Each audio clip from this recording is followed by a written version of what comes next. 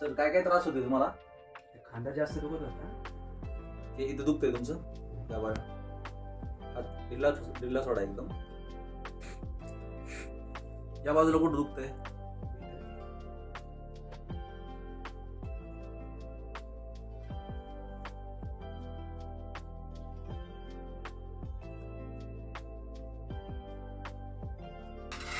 किती बरं वाटतंय तुम्हाला आता? बऱ्यापैकी म्हणजे खांद्यावरती असं घ्यायचं बऱ्यापैकी दुखायचं. म्हणजे फ्रोझन शोल्डर सारखं वाटत होतं तुम्हाला? खांदा अटकल्यासारखं पण वाटत होतं. आता किती कमी वाटतोय पण? तर बऱ्यापैकी म्हणजे 80%. 80% फ्री झाला. किती मिनिटात बरं वाटलं तुम्हाला?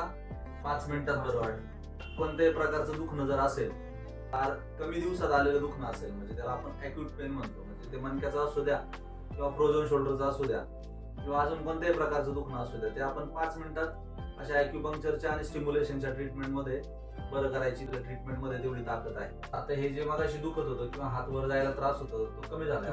हात वर करून दाखवा. जातोय सर? ओके. तुम्ही झाले बरे झाले आता.